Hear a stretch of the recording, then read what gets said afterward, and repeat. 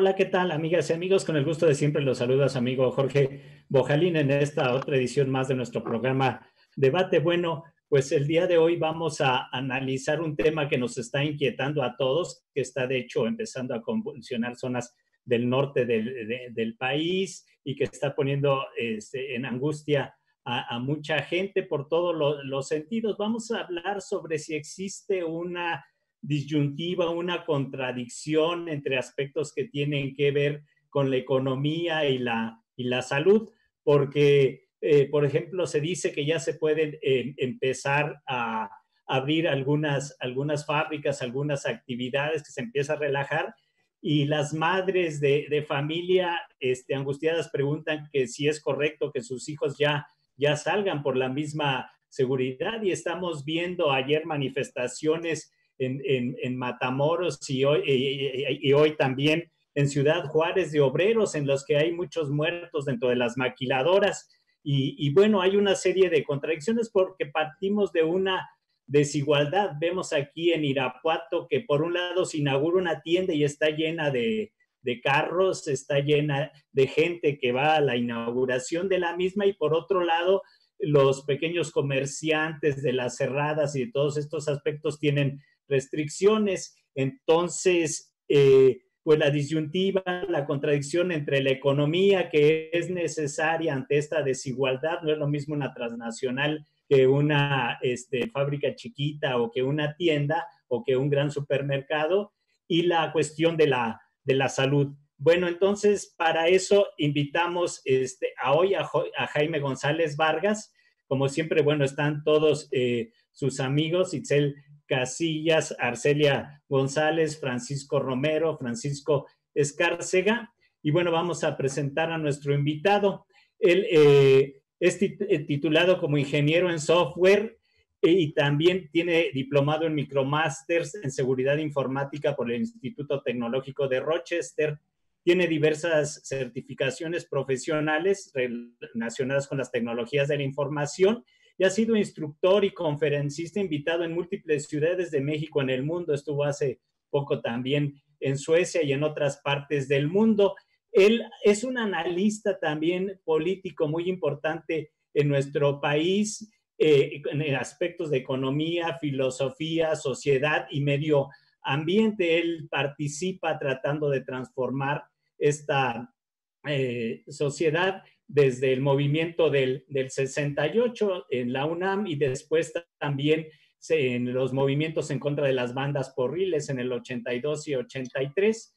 Fue fundador de la Liga de Unidad Socialista y ha escrito artículos y publicaciones y conferencias sobre temas en defensa del medio ambiente, y también ha participado con los pueblos indígenas. Pues gracias, Jaime, por estar aquí. Y bueno, quería preguntarte primeramente, ¿hay una contradicción? ¿Es un crimen regresar a las labores? ¿Ya se solucionó todo? ¿O son las transnacionales las que quieren que los fabricantes de armamento y los fabricantes de automotores los que quieren que regresen los trabajadores en todas partes? Y bueno, los trabajadores están protestando y las mamás angustiadas. Jorge, sí, en efecto, es un crimen. Hay un problema muy serio con lo que podríamos llamar, por ponerle muy generosamente, estrategia del gobierno hacia COVID, en el sentido de que no han seguido la buena práctica recomendada por la Organización Mundial de la Salud para realizar mediciones. Es decir, ha habido un rechazo, una terquedad absoluta por parte de Hugo López-Gatell para realizar pruebas clínicas para ver cómo se está comportando la expansión del coronavirus en México. Este señalamiento se lo han hecho incluso figuras internacionales de la salud. No es simplemente una cuestión de una preocupación mía, se lo hizo el grupo especial de la UNAM que está siguiendo el caso del coronavirus.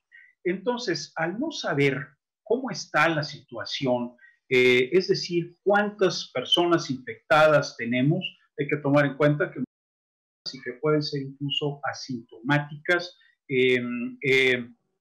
pueden estar contagiando a los demás. El hecho de ser asintomático no quiere decir que no los estén contagiando.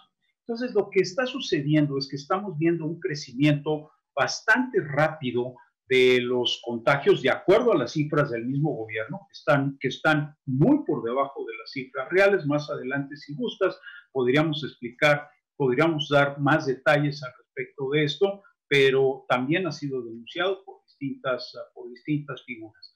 Entonces, el gobierno está navegando a ciegas, o más bien dicho, volando a ciegas. Van a reiniciar la economía, como ellos le dicen, por motivos de que le urge dinero al gobierno. Está muy presionado por Trump. Esta es la presión más grande que están recibiendo, y como hemos visto, este gobierno ha sido muy sensible a las presiones de Trump. No así a las presiones, desafortunadamente, de las mujeres, de los médicos, etcétera. Pero sí, cuando habla Trump, como dicen por ahí, este gobierno entiende mejor cuando lo hablan en inglés que cuando lo hablan en castellano. Pero regresando a la lógica del problema, ¿cómo le hizo Corea del Sur para poder mantener la mayor parte de su economía abierta al mismo tiempo que pudieron contener de una manera verdaderamente ejemplar la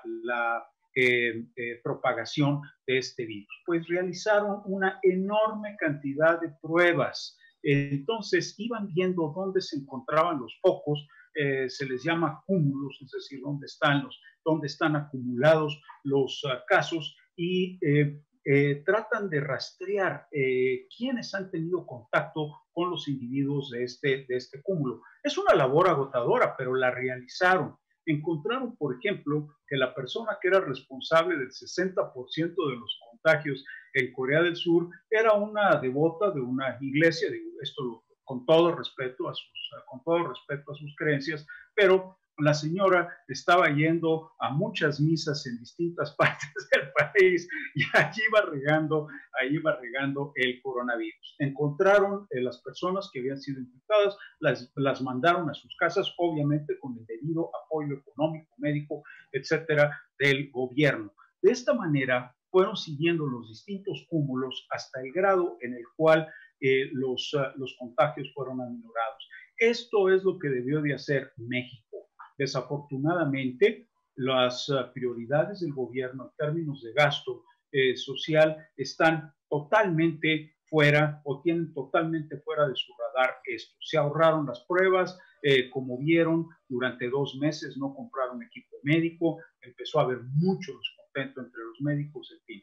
Entonces, este es el problema que estamos teniendo. Si hubieran actuado a tiempo y hubieran usado una estrategia como la que les he mencionado, es muy posible que muchas de las actividades económicas pudieran ya abrirse. Hay que ver el otro ejemplo, que es el caso de Dinamarca.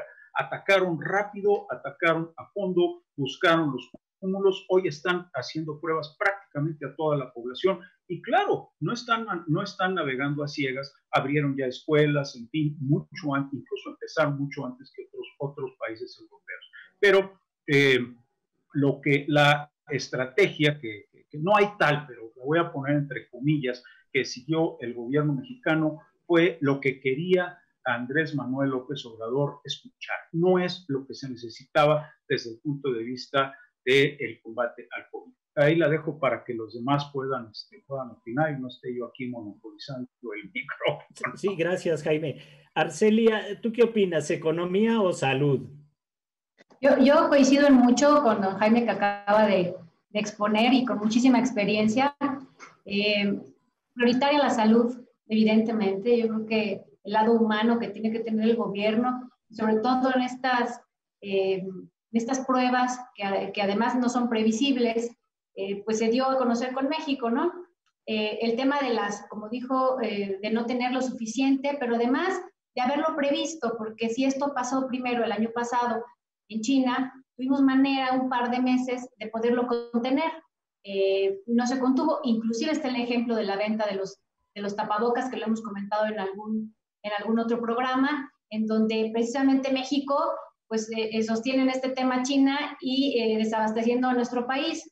Hoy pareciera que México no tuvo una estrategia de contención y que estos números no han sido concretos, no han sido claros. Cada vez que sale el subsecretario, que debemos decir que sale el subsecretario, pocas veces hemos visto al secretario, el que tiene que dar la cara, y el subsecretario, de una manera ambigua, nos ha dado ciertas cifras diciendo un día que no se tienen con certeza las características de una buena medición y luego después que sí.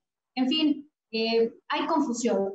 Y esto lo único que nos ha dado, además de incertidumbre, es la certeza de que no ha habido una estrategia sustancial en el tema de salud y que México tiene muy cuestionado esto que es fundamental como país, como estrategia de gobierno, que es la atención médica. Entonces, yo también coincido con don Jaime, en la atención médica México no solo tiene grandes retos, sino que además no cumplió con la expectativa generada por millones de mexicanos y que todavía no hemos podido solventar el tema de salud, porque además a la par se les vino el tema económico y el tema económico también pareciera estar siendo descuidado. Entonces tenemos la salud descuidada y tenemos el tema económico descuidado, en donde hoy la inversión privada, la inversión que necesitamos fomentar, o que necesitaría México fomentar para salir del bache económico que va a generar desempleo, que va a generar poca divisa, que va a generar poca recaudación y que eso finalmente genera poco presupuesto. Me parece que no hay medidas sustanciales hasta la fecha. El país no ha podido responder a esta pandemia como lo han hecho otros países, por supuesto previendo o queriendo ciudades y países, estados más justos, prósperos, felices y sanos. Entonces, me parece que ha sido clave estos últimos meses para México. Salimos hoy de una pandemia porque más estamos desfasadas. Hablamos de manera general, nuestro tema federal, por ejemplo, poniendo a Guanajuato, nosotros tendremos el pico de pandemia, según lo dijo ayer el secretario de Salud, hasta el 13 de junio, terminando según el proyecto, la perspectiva, el 4 de julio. Entonces, venimos incluso desfasados como estados a nivel federal con la estrategia de salir. Nosotros no tendremos, por supuesto, clases, ya, bueno, toda la comunidad estudiantil no lo tendrá, hasta nuevo aviso, ni siquiera hay una fecha concreta de reinicio de clases, y la economía hoy la vemos en algunas partes abiertas, ya vemos manifestaciones muy concretas de comerciantes, de empresarios, en donde quisieran salir, porque el sostenimiento de las empresas de un mes, pues fue a lo mejor previsto, a 2 meses ya fue con el ahorro, y a 3 meses ya hay quiebra. Y entonces, cuando volteas a ver al gobierno federal, la quiebra te dice pues que se vayan a la bancarrota. Entonces, esa falta de sensibilidad del lado de salud, acompañada del lado de economía, es lo que genera la crisis que hoy pareciera México está solventando, porque debemos recordar que a partir de enero, México trae números negativos, antes de la pandemia. O sea, México se despierta este año con números negativos de Producto Interno Bruto, que hoy no vamos a medir, porque además vamos a medir el bienestar, no más que el bienestar sin empleo y el bienestar sin salud, pues no sé de qué manera pudiera medirse. Sí, gracias, Arcelia. Itzel, las fábricas en Guanajuato, ya lo acaba de decir Arcelia, pues bueno, el pico apenas viene para acá, por Irapuato, por Guanajuato. Por ejemplo, maquiladoras como el IR, allá en la frontera, en Ciudad Juárez, en Matamoros, están protestando los trabajadores, pues que en algunos casos van más de 100 muertos, son verdaderos caldos de cultivo para la pandemia. Pero por otro lado, la industria automotriz, que además va a entrar en una crisis de sobreproducción porque hay ahorita menos compradores por la crisis que es mundial, que también ya venía desde antes estándose. ¿Qué habría que buscar? ¿Economía o salud? Claro que las dos son importantes, ¿no? Y medio ambiente también, pero ahorita en estos casos. Bueno, gracias por la palabra. Pues es muy difícil que tratemos de tomar un lado porque eventualmente siempre trataríamos de cuidar ambos, pero sin duda alguna, pues la salud es primero y se menciona así. Y me gustaría recordar que, bueno, el inicio de la jornada de sana distancia y que se establece así como una jornada de sana distancia y no unas medidas de confinamiento extensas como se hicieron en algunos países de Europa, pues empiezan a partir del 23 de marzo y incluyen el Plan Nacional para el Cierre de Negocios No Esenciales con la cancelación de eventos y distanciamiento social y confinamiento voluntario, que son cosas que ya sabíamos. Y también quiero exponer que el confinamiento voluntario pues empezó incluso desde antes de que hubiera una restricción de gobierno federal, porque mucha gente ya estaba presionando en que se hiciera de esa manera. Sí hay que entender que viven al día muchísimas personas. Según el INEGI, en el 2018 la economía informal generó el 22.5% de la producción total del país y el 56.7% del total de empleos. Entonces, este es el sector que está más retenido. Sí es un dilema el salud y la economía y tendríamos que preguntarnos en este momento si el COVID tronó al sistema o solamente expuso el sistema ya roto. Este no es un tema exclusivo de México. De hecho, América Latina en general es una región que genera gran preocupación en cuanto al manejo de esta crisis. Algunos países han recurrido a transferencias directas de hogares vulnerables, han tenido algunas otras estrategias, pero sin embargo no se ha podido controlar. Ha habido subsidios para empleos, prórrogas tributarias temporales, pero en México las acciones de verdad llegaron muy tarde y ustedes se acordarán de aquel momento en el que se anuncia que van a dar un plan de acción y en el que no escuchamos ninguna propuesta concreta del gobierno federal. Y bueno, les comentaba, pues en México las acciones de prevención de la crisis tardaron muchísimo y no solo en el ámbito de salud, sino también en el ámbito económico.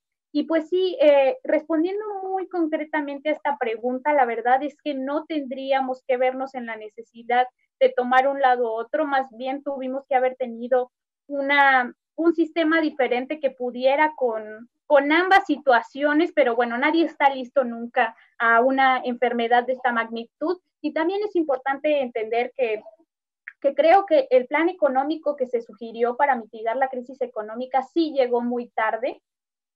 Sí hay medidas como en la ley de austeridad que afectan de todas maneras porque se reduce el salario, por ejemplo, de funcionarios públicos, se cancelan los aguinaldos de algunos funcionarios públicos y bueno, se dice que va a haber una creación de 2,000 empleos que aún no tenemos claros en qué ámbitos van a estar.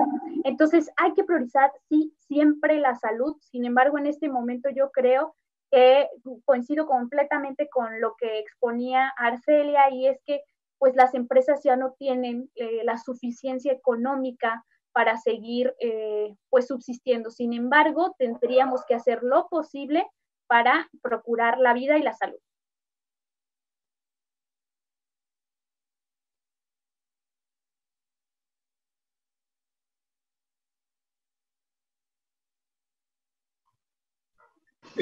Tienes desconectado tu teléfono, porque es tu micrófono. El micrófono. Sí, perdón, Francisco, cuando Chernobyl o Three Mile Island, cuando toda esta cuestión de que había que apagar con toda esta de la fuga nuclear, pues muchos trabajadores entraban y sabían que se iban a contaminar, se iban a radiar y que se iban a morir, tenían que entrar a taparlo. Ahorita las exigencias de la industria armamentista, las exigencias de la industria automotriz y todo eso están haciendo que las fábricas en Guanajuato, las fábricas en la frontera, las fábricas en todo el país retomen por la cuestión de la economía. ¿Tú cómo ves esto? Claro que por otro lado muchos trabajadores que no están en transnacionales, que muchas transnacionales con menos de un día de trabajo de la empresa pueden pagar los salarios de 800 trabajadores, eso es muy de todo el año. Eso es muy diferente a las empresas que viven al día, a las pequeñas y micros. ¿Tú cómo ves esta situación, salud o economía?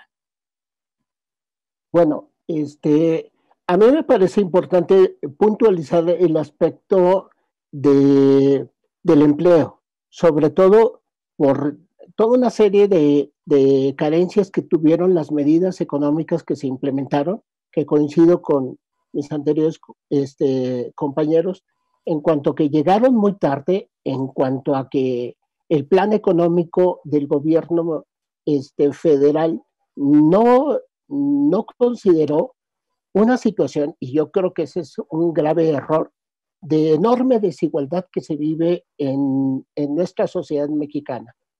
No es solamente una situación de pobreza, sino la situación de la mayoría de la dependencia de las economías familiares que dominan en nuestra sociedad mexicana. Incluso por ahí hay algunos analistas que han puesto el énfasis en por qué llegaron las medidas económicas. No fue tanto una medida socarrona, dicho coloquialmente, del presidente, sino que de por sí tenían un problema económico serio que venía en puerta. Por otra parte, tenían una realidad en nuestro país que iba a obligar a las familias y colocarlas en una situación muy extrema si desde un principio, desde el tiempo que era necesario, se hubieran dictado las medidas de confinamiento. Y voy a un caso muy empírico, pero muy sistémico que hemos estado revisando el grupo en la organización que estoy. En 4 estados hemos venido haciendo un monitoreo en familias campesinas e indígenas de estos estados del centro del país, donde se ha podido reflejar qué implican estas medidas de confinamiento voluntario. Para la mayoría de las familias, las becas famosas de apoyo económico que ha dictado el gobierno federal no han servido de nada. O sea, ni siquiera porque haya adultos mayores, porque haya madres que sean madres solteras o las famosas becas para jóvenes. ¿Por qué? Porque al obligar que las familias se quedaran en casa, se perdieron 2 o 3 empleos. Y entonces tenemos familias donde dependen solamente de una de las becas o alguna de las pensiones que reciben las familias. Entonces, hoy estamos a más de un mes de este confinamiento. Hay quien ya lleva 2 meses y hoy por hoy, y es algo que la Secretaría del Trabajo y el gobierno federal no han querido voltear a ver las condiciones en que están hoy esa clase trabajadora, donde a la mayoría se fueron a su casa con el 50% de su salario. Sin embargo, al segundo mes ya no están recibiendo un salario y propiamente están a que no pierdan su empleo. Ese es el ofrecimiento que tienen de la mayoría de sus empresas. Entonces, sí es importante entender, no centralizar en la figura del presidente o del gobierno federal las medidas. Sí hay una crítica, sí hay un problema político y sobre todo de falta de una visión hacia dónde quieren llevar, pero yo creo que la complejidad también está en el sector económico, en los actores políticos que tienen una injerencia, que tienen una participación en que hoy han llevado a que el gobierno federal llegue con unas medidas muy estériles, muy pragmáticas y que no responden una problemática social y económica y además que agudizan el riesgo de que llevemos a la población a una exposición mayor porque la población va a tener que salir a buscar la alimentación. Bien, Francisco Escárcega, ¿tú cómo ves esta disyuntiva, esta grave condición que tiene la humanidad y, bueno, en México en particular? Bueno, de principio, partiendo desde una postura ética, no hay para dónde irse. O sea, primero es la vida. O sea, primero lo que se debe de cuidar es la vida del ser humano. Y en ese sentido, pues no hay vuelta de hoja. Lo que sí también hay que hacer notar en esta perspectiva es que parece ser que el análisis parte de como si fuera un acto de creación única y que no hay antecedentes que generan todo este problema desde el punto de vista económico como antecedente. Parece que esto es cuestión de generación espontánea. No, hay un antecedente que ha venido arrastrándose desde 1988 a la fecha, básicamente. Y lo que estamos cosechando es esa inercia. Ahora, Obviamente que el presidente ha cometido errores, eso desde luego, o sea, nadie va a poner en duda que se han cometido errores, pero bajo la perspectiva que ustedes están poniendo, parece ser que lo único que priva es el golpe de Estado, porque las argumentaciones que han dado han sido precisamente lo que las argumentaciones de la derecha expone como una manera para parar el gobierno. En ese sentido, yo no estoy diciendo que se tenga o no razón. Yo lo que estoy diciendo es que son los mismos argumentos, no estoy diciendo que sean inválidos, simplemente son los argumentos que están privilegiando precisamente llegar a esta situación de golpe de Estado. Porque finalmente, ¿cuál es lo que nos esperaría? ¿Qué nos esperaría? Pues parar este gobierno, ¿no? O sea, ¿cuál es la decisión que se tiene que tener? Pues parar este gobierno, quitar a los que están gobernando para poner otros o para poner un estado de transición. Eso es lo que podríamos derivar como conclusión de lo que aquí se expone. Es decir, el asunto es que finalmente las cuentas que tanto sacan los especialistas de la UNAM como los especialistas de CONACYT dicen que no checan, lo cual no voy a discutir si tienen o no razón. Eso es lo que está diciéndose, eso es lo que se está diciendo. Y sobre esa base se construyen los factores políticos que están determinando la conducta de las personas. Por ejemplo, hoy me llegó un meme diciendo que ahora sí estábamos en la dictadura porque al presidente de Morena se le ocurrió decir que el INEGI entrara a las casas a verificar si la gente era pobre o era rica, ¿no? O sea, eso jamás fue, pero eso es lo que está ocurriendo.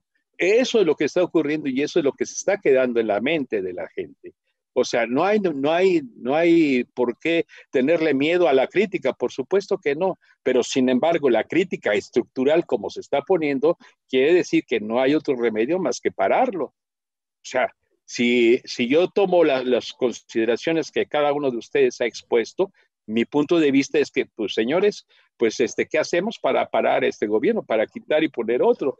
Porque no hay cómo solucionar esta situación bajo esta tendencia que se está marcando.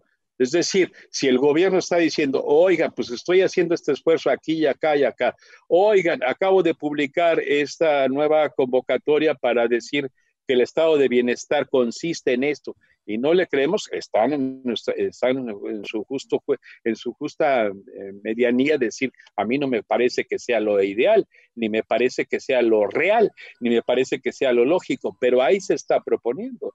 Lo que quiero decir es entonces, ¿qué hacemos? Porque bajo este tenor, pues no nos queda más que bajar la cortina, agarrar nuestras maletas y salir de este país. Es decir, no hay cómo ver un futuro, no hay cómo establecer ni siquiera una línea de esperanza. Es decir, yo creo que lo que tenemos que hacer es, si bien es ejercer la crítica, también hacer las proposiciones, porque es cierto que la gente que tiene el gran factor económico, pues se negaba a pagar impuestos. De hecho, lo que se acaba de sacar últimamente, que el 1% de la inversión que se ha ocurrido en el país ha sido extranjera, ¿no? Entonces, ¿eso qué quiere decir? Pues que los inversionistas nacionales no han aportado nada. Es decir, se han amparado para no pagar impuestos. Entonces, ¿qué hacemos? Yo más bien diría, ¿y ahora qué hacemos? Bueno, ya sabemos que esto no va para más. Ok, entonces, ¿qué se hace? Bien, Francisco, gracias. Jaime, tú con tu experiencia, esto que está sucediendo en México obviamente se replica en otras partes del mundo con tus contactos y estudios también a nivel internacional, en Europa, en el continente americano y el asiático, yo diría que en todos los continentes. ¿Tú cómo ves esta disyuntiva? ¿Queda esta salida de hacer caso a regresar a una opción del pasado o qué estrategias, qué alternativas habría para que México realmente saliera adelante? Yo sé que tú has hecho muchas propuestas en el campo del sector energético y en el campo del medio ambiente, donde te has vuelto un especialista muy importante. ¿Tú qué opinas? Desde las páginas de nuestro modesto periódico, nuestra publicación Unidad Socialista, hemos hecho llamados enérgicos a que el gobierno cambie de rumbo, no a un golpe de Estado. La solución del golpe de Estado debe estar descartada, sería totalmente negativa para la población. Francisco, yo te haría un llamado muy amistoso a que no uses ese argumento en el sentido de que lo que uno está planteando lleva al golpe de Estado. No es así. Desafortunadamente está muy en boga. Fue el argumento, un argumento parecido fue el que utilizaron tanto López Obrador como Morena para descalificar la movilización de las mujeres. Está infiltrada por conservadoras, está infiltrada por los conservadores. Pero ¿qué decimos de la validez de los puntos de vista o de las demandas de las mujeres? Las demandas eran totalmente correctas y las mujeres conservadoras o no conservadoras tienen todo su derecho a participar en este movimiento. Hay una baja espantosa del nivel político en México actualmente, precisamente con los argumentos en los cuales ya tiene hoy López Obrador su latiguillo. Es que ustedes son conservadores. Lo peor, lo que acaba de declarar el día de anteayer, cuando se lanzó en contra del New York Times, el Washington Post, etcétera. O sea, está atacando al mensajero. El Washington Post, el New York Times, aquí tengo su artículo. El artículo del New York Times es buenísimo, está muy bien investigado. Y sin embargo, lo que hace López Obrador es denostarlo porque lo están criticando. En lugar de decir, vamos como un presidente Maduro lo haría, no estoy hablando de Maduro de Venezuela, por supuesto, pero como una figura política madura lo haría, diría, voy a estudiarlo y voy a ver qué es lo que podemos sacar de ahí. Cita figuras muy importantes, cita personas con mucho conocimiento aquí en México y muestra hechos. Esto no tiene por qué ser un llamado a un golpe de Estado. Sí creo que López Obrador está muy mal. La presión lo viene empujando a cometer un error tras otro error, tras otro error, tras otro error. Sin embargo, existen muchas salidas políticas, desde un cambio de rumbo que puede plantear el mismo gabinete. Sé que el señor es muy necio y no va a ser fácil que lo cambien, hasta una llamada de atención desde la Cámara de Diputados. Ese es el sentido que nosotros tenemos que darle. No tenemos en este momento más que muy limitadamente la posibilidad de la movilización. Entonces, el llamado es muy claro. Tiene que cambiarse totalmente la estrategia en términos, o más bien dicho, llevar a cabo una verdadera estrategia para el combate al coronavirus, algo como lo que les he planteado. Todavía es posible utilizar el método de los cúmulos, todavía es posible utilizar el método de los focos para poder ir aislando a los individuos, obviamente con todo el apoyo, que tengan garantizada la comida, etcétera, para mandarlos al confinamiento, que tienen toda la razón las personas que dicen, si yo no pongo mi puesto en la esquina el día de mañana, no solo no como, me vuelan la esquina, ¿no? Esto me conmovió mucho cuando escuché este argumento. Tiene que haber un completo apoyo porque México no es Suecia, como nos han dicho. Cuando el gobierno danés o el gobierno sueco le dijeron a sus ciudadanos hay que empezar el confinamiento, el 98% fueron al confinamiento obedientemente. Siempre, como en todos lugares, va a haber rebeldes, etcétera. Pero la idea de que los ciudadanos sean responsables por sí mismos funcionaba muy bien. Aquí sabemos que esta no es la situación, pero algo que quisiera explicarle a Francisco. Si tú trabajas en una fábrica, como nos han comentado los trabajadores de Matamoros, y la persona que está al lado tuyo empieza a toser y no existe ninguna protección entre esta persona y tú, ¿qué haces, Francisco? O sea, esto te está poniendo en un peligro de muerte. Es falso que el coronavirus solamente ataque a las personas de arriba de cierta edad, que hay algo de cierto en el sentido de que las personas de mayor edad somos más propensas a tener la forma grave de coronavirus, pero cualquier persona, incluso bebés de unos cuantos meses, pueden contraer el coronavirus. Es extraordinariamente peligroso. Entonces, la solución es, tenemos que empezar entre todos a empujar al gobierno para que cambie de estrategia. Es un gobierno electo, eso no nos debe caber la menor duda. Los empresarios que están muy enojados, tanto por razones válidas como por razones no válidas, con el gobierno, no tienen una alternativa. ¿Quién van a poner?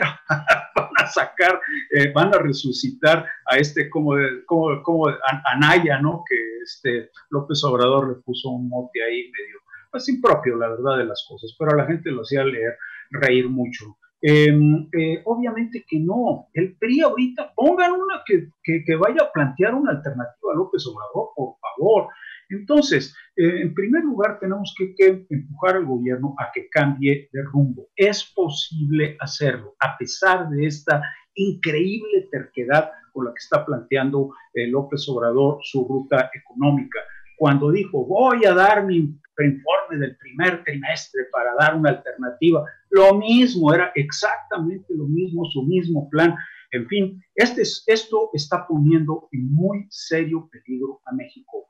El gobierno de López Obrador va derechito hacia unos arrecifes en donde se va a estrellar nuestro barco. Sin embargo, tenemos que tomar en cuenta las consideraciones políticas actuales.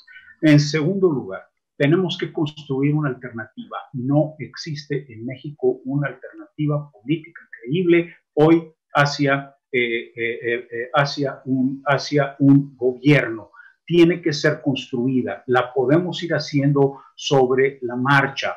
Hoy el desencanto con López Obrador, con Morena, se está haciendo cada vez más fuerte. El desencanto es cada vez más fuerte, cada vez más estruendoso, no solo por parte de los patrones. Como vean los videos que hay sobre las movilizaciones en Matamoros y en otras partes de la frontera. Estos son trabajadores de a de veras, están exponiendo su vida. Entonces, obviamente tenemos que solidarizarnos con ellos, con los médicos. Por favor, en el proceso del 3 de mayo hay un artículo que se llama Hasta el tope. La situación de los hospitales es desastrosa, es verdaderamente de tener miedo. La gente está siendo atendida en el suelo, en los pasillos. Hay personas, adultos mayores, a los cuales los ponen en una silla, y ahí es donde ese es lo que tienen por cama. Y una noticia sumamente inquietante que voy a ponerles aquí en la pantalla, que es el hecho de que en lo que es el área de la cuenca de México, los crematorios están saturados. Esta es la situación. Es mucho más urgente la situación de lo que pudiéramos creer, lo que nos está diciendo el gobierno. Tenemos que ser muy críticos, tenemos que ser muy claros y obviamente, como bien, algo que comparto con Francisco, bueno, ya hicieron la crítica, ahora ¿qué proponen? Aquí está la propuesta, que se hagan las pruebas masivas, que se empiecen a detectar los focos, que se vaya abriendo la economía conforme se vea que no hay una cantidad sustancial de personas en riesgo, que no se actúe a ciegas y obviamente que se inviertan los recursos necesarios por ahorrarse el costo de las pruebas y del seguimiento de las pruebas. A México le va a salir mucho más caro el resultado de esto. Vean ustedes la situación, y con esto voy a concluir, al mostrarles el crecimiento de los casos de coronavirus en México. Observen ustedes, esto proviene de la universidad. Vean ustedes, por una parte, aquí se los muestro en términos de los casos acumulados, ¿dónde está el aplanamiento de la curva de la cual hablan? ¿Dónde está la desaceleración? Al contrario, está creciendo rápidamente, y aquí están los casos diarios. Vean ustedes la situación de los casos diarios que tenemos aquí en esta esquinita.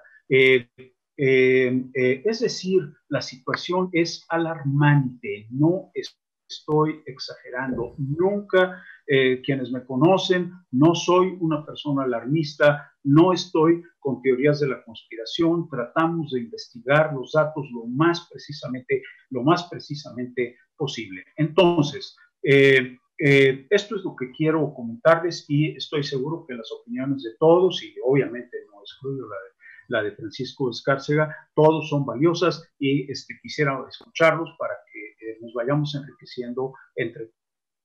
Sí, gracias, Jaime. Arcelia, pues seguramente alguna persona, como a todos nosotros, nos han preguntado, ¿qué hago? ¿Mando a mis hijos a la escuela o los dejo porque no creo en lo que está pasando, o ya quiero irme a la fiesta? O sea, ¿qué tenemos que decirles, y qué tenemos que decirles a aquellos que quieren abrir su tiendita porque están en una situación desesperada? Pero ya como propuesta, sí, yo estoy en contra del golpe de Estado que pretenden algunos sectores, pero obviamente hay que buscar alternativas. ¿Tú qué plantearías como alternativas? Sí, gracias. Yo quiero primero suscribir mucho lo que dijo quien me antecedió en la palabra, don Jaime. La verdad es que muy preciso.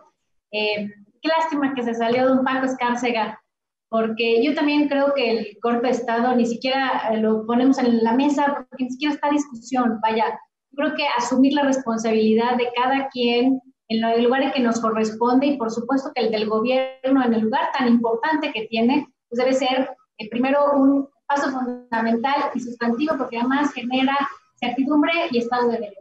Yo siempre en esta mesa lo he puesto como premisa, ¿no? El de tener nuestra bien sustentada legislación y el respeto y a cada una de las instituciones. Entonces, yo también ahí creo que ni siquiera esta discusión es asumir, y por supuesto el cambio de rumbo que también decía don Jaime.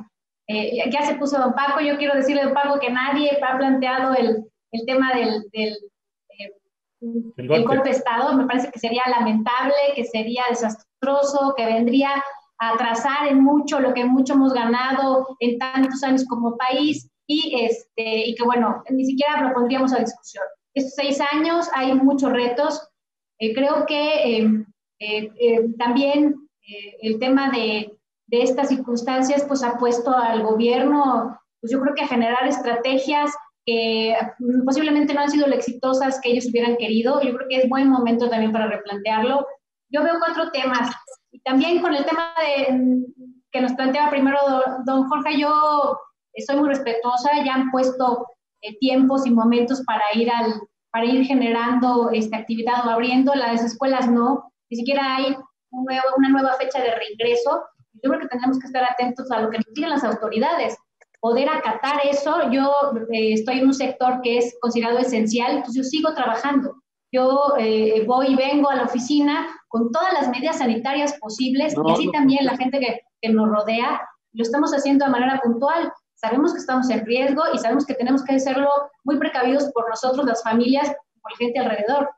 Entonces, siempre atentos a lo que nos dicen las autoridades de salud, pero por supuesto proponiendo y criticando. Hace muy poco Angela Merkel dijo y habló sobre la prensa, por ejemplo, la prensa crítica, que es tan necesaria en el sistema democrático.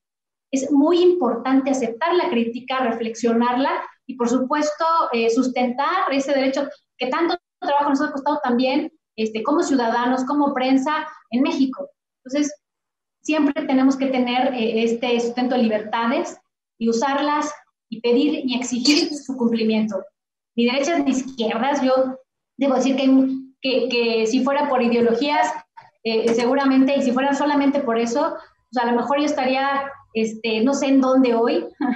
Me gusta mucho el tema de izquierda, sin embargo creo que ni siquiera podríamos clasificar como de izquierda este gobierno como tal.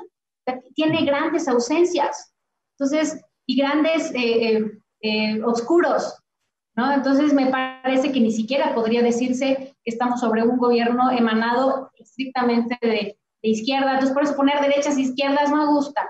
Yo creo que hay ciudadanos comprometidos en donde podemos saber qué nos gusta y qué no nos gusta de un gobierno. Hay 4 temas importantes, hoy tratamos 2, que es el de la economía y la salud. Pero también hay otros 2 que en estos días hicieron meollo, hicieron mella, nos hicieron reflexionar y algunos hasta levantar la voz y decir por qué no nos gusta. Uno es el tema de violencia de la mujer, que desestimó el presidente en sus declaraciones, que dolió. Por supuesto que dolió, con un problema social que va a la alza y que no ha habido todavía contención. Y lo problemático es que si uno no ve un problema, pues difícilmente va a tener una solución. Si yo no veo que tengo o que hay una enfermedad en tal lado, pues difícilmente haré un tratamiento para su composición. Entonces, ese es uno. Y el otro es el tema ecológico, que lo hemos tratado aquí, que ha sido tan en boca de don Jorge. ¿Cómo es posible que hayamos desestimado el tema ecológico con el tema de las energías renovables? Que por supuesto que llegan a la reflexión que hay que meterse al tema, en donde México debiera estar ya con una visión mucho más avanzada sobre estas energías. Y por supuesto que generó incertidumbre, y hoy vemos las cartas de la Unión Europea y de Canadá poniendo el dedo en la llaga, y que esto generará, por supuesto, que posiblemente litigios con indemnizaciones que se irán a la bolsa de presupuesto que tanto necesitamos hoy en temas de salud.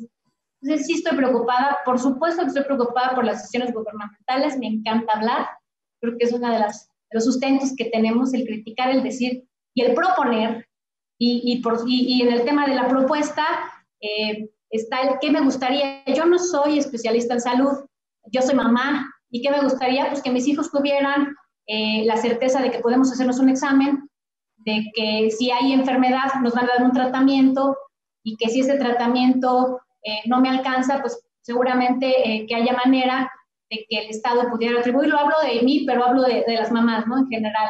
Posiblemente habrá quien pueda pagar un hospital privado, pero hay, y la gran mayoría es las que no. Y hoy vimos ahorita una imagen que nos puso don Jaime, precisamente de un hospital ya en crisis, ¿no? Y así vemos varios. Y hoy es la Ciudad de México, que es la más poblada, con la zona conurbada, que es el Estado de México, pero ahí viene. Entonces, ¿qué hacer? Primero, creo que ni siquiera ha habido a nivel federal una regla general, una estrategia para los estados. Cada estado ha salido como ha podido, con todo y las novedades que puede tener una pandemia, porque ya vivimos una del H1 y esta se diferencia en un grado máximo de confinamiento de tantos meses. Está generando no solo problemas respecto al tema de salud biológica o de salud en el pulmón y en el aparato respiratorio, sino estamos hablando ya de enfermedades psicosomáticas, de enfermedades de la mente, de crisis existenciales entre jóvenes, porque además México tiene la característica de que no solo se han enfermado las personas mayores, adultos mayores, aquí también hay crisis de jóvenes, en donde los 30, 40, 50 se han muerto, ya quienes que no tenían ni siquiera condiciones de diabetes o de hipertensión. Entonces, la reflexión mayor en la salud está en el boquete de México, que tenemos muchos retos que hacer. ¿Qué tenemos que hacer como sociedad? Por supuesto que ponernos las pilas, hacerlo lo que nos corresponde y poquito más, ayudando, proponiendo, sosteniendo, y una parte importante es levantando la voz para que nos escuchen, que esa no se vaya. Y otra cosa muy importante antes que se me vaya es que la apertura, importantísima la apertura, cuando eres parte gubernamental, el poder escuchar, el poder defender también implica que podemos reflexionar y reconocer. Decía, mi abuelita tiene una frase que dice, amor no quita conocimiento. Entonces, yo creo que en eso ayudaríamos muchísimo para poder solventar los problemas que tenemos como sociedad, poder ayudar con el gobierno, para poder pasar esta crisis que se plantea muy compleja. Gracias. Gracias, Arcelia. Itzel, un investigador estaba a preguntarle a un obrero en Guanajuato, ¿qué quieres, trabajar o quedarte sin sueldo? Y él dijo, pues obviamente yo no quiero que me dejen sin sueldo, pero tampoco quiero que me manden a los caldos del coronavirus y no me quiero morir. Entonces, ¿tú qué plantearías ya como alternativa? Es decir, que la economía no tiene que estar peleada con la salud, tiene que ser una economía y salud en ambos ámbitos igualmente importantes e interrelacionados. Volviendo un poco al tema que ya casi está agotado, pues no es un golpe de Estado, creo que era la oportunidad perfecta para la izquierda de México para demostrar que la derecha no siempre tiene la culpa y poder asumir las responsabilidades como tal. Bueno, no se ha visto, pero también hay que decir que esta ha sido una situación muy compleja de la que no se tenía conocimiento ni antecedente. Lo importante creo que es verificar cuáles son las estrategias internacionales que están en función y que están logrando que los países salgan adelante y verificar cómo vamos a tropicalizarlas para México. La salud no debería de ser en ningún momento un tema polarizado ni politizado. Entonces creo que el planteamiento que se está haciendo es correcto en este momento, la manera en que se está reaperturando y se establece que se está reaperturando la economía y bueno, la vida en general en la nueva normalidad que se propone por el gobierno federal a base de este semáforo que poco hemos hablado de él, donde habla de unos 4 colores, que es el rojo, el naranja, el amarillo y el verde, y que establecen qué actividades van a ser funcionales.